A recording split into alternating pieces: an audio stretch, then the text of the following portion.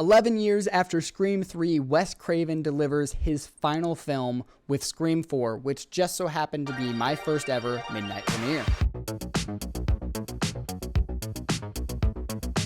10 years have passed, and Sidney Prescott, who has put herself back together thanks in part to her writing, is visited by the Ghostface Killer. And starting with the directing, what more can I say about Wes Craven that hasn't already been said by myself and my other Scream reviews or everybody else out there?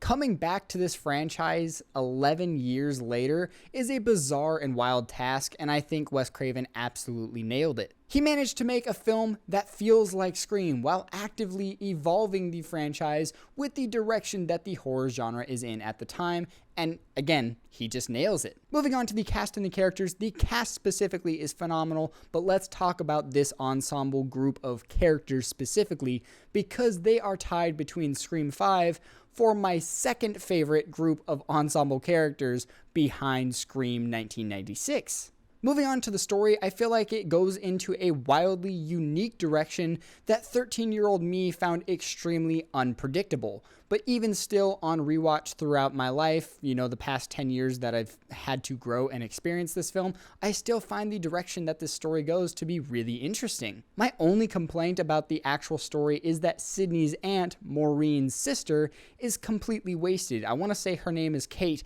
but the fact that I can't even remember her name and I just watched the film just a couple days ago, it really says something about the story and how much they sidelined what probably should have been a really important character. But that, again, is my only complaint about the story for Scream 4. But that being said, the killer relative twist was much more successfully handled in this film than it was in Scream 3. So that part of the story, again, works really well. Moving on to the visuals, I feel like everybody complains about the haziness or the fuzziness that ends up happening within the daytime sequences. I don't end up noticing it as much in these darker scenes, darker shots. I feel like these darker sequences look amazing, and they should because it's a horror film. So you should be able to tell what's happening. That all that stuff looks fantastic. But again, the haziness is that one little complaint, but even then it doesn't bother me specifically very much.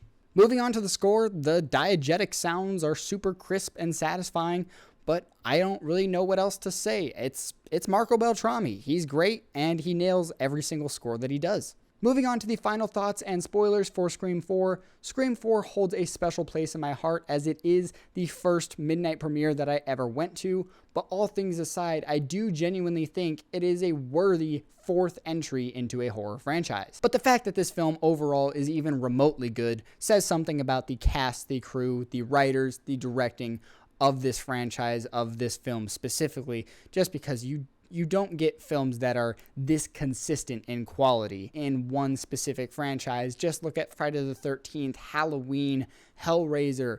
There's so many highs and lows in all of those franchises where I feel like Scream really only has one low, and that's Scream 3. And even then, that's not that low of a bar in my opinion. But those are my thoughts on Scream 4, released in 2011. Next up on my review list will obviously be Scream 2022, Scream 5, leading up to the release of Scream 6. I cannot wait for Scream 6. It is easily my most anticipated film of this entire year. I can't wait. I can't wait to show you guys my experience at the Scream fan event. Thank you guys so much for watching. Stay tuned for all this upcoming Scream content. I'm Carter, and I'll see you guys later. Peace.